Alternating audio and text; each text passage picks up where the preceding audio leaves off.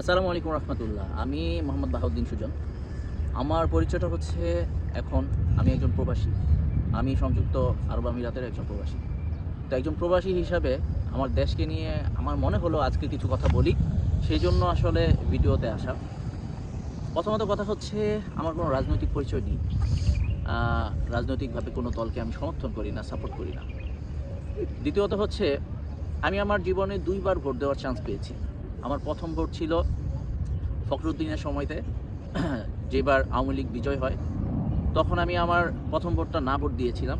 এবং আমার দ্বিতীয় আরেকটা ভোট হচ্ছে নারায়ণগঞ্জ সিটি কর্পোরেশনের ইলেকশনের সময় ধানের শীষ এবং নৌকা, এই দুইটা প্রতীকের যখন তুমুল লড়াই চলছিল, তখন আমার দ্বিতীয় ভোটটা আমি ধানের শীষে দিয়েছিলাম।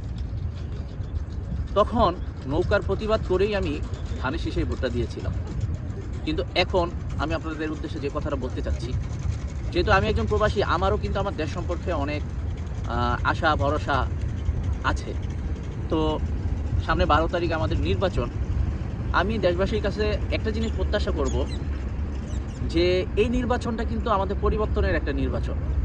আমরা কিন্তু এমন একটা সময়তে দাঁড়িয়ে আছি যে আমাদের দেশটাকে পরিবর্তন করা এই মুহূর্তে সম্ভব।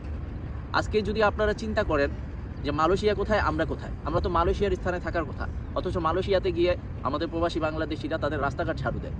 অবস্থাটা হওয়া এমন উচিত ছিল যে মালয়েশিয়া আর আমরা সমান তালে থাকবো। অতএব 12 তারিখ নির্বাচনে আমরা অবশ্যই চাঁদাবাজ সন্ত্রাসের বিরুদ্ধে যদি আমাদের মতটা প্রকাশ না করি, সে আগের সিস্টেমে যদি আবার চলে যাই, আমাদের এই জাতি আর কখনো আমার কাছে মনে হয় মাথা তুলে দাঁড়াতে পারবে না। যে একটা পরিবর্তনের সময় এসেছে, এই পরিবর্তন আমাদের দেশ জাতির ভবিষ্যৎ সব কিছু নির্ভর করছে। অতএব আমরা সবাই মিলে ঐক্যবদ্ধভাবে চেষ্টা করি 12 তারিখে আমাদের ভোটটা আমরা সঠিক জায়গায় সঠিক প্রার্থীকে দেব, দেশকে চাঁদাবাজ এবং সন্ত্রাস মুক্ত করব ইনশাআল্লাহ।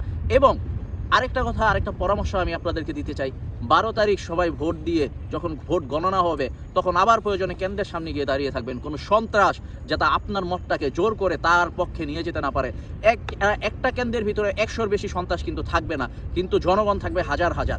ওই দিন কোনো সন্ত্রাস যদি সন্ত্রাসী কার্যক্রম করে আপনার আমার মতকে তার বিপক্ষে নিয়ে যেতে চায়, সেই দিন আমাদের তাদের বিরুদ্ধে একটা লড়াই করতে হবে। হয়তোবা এটাই আমাদের দেশের জন্য এমন একটা লড়াই হবে যেটা আমাদের দেশকে পরিবর্তন করবে।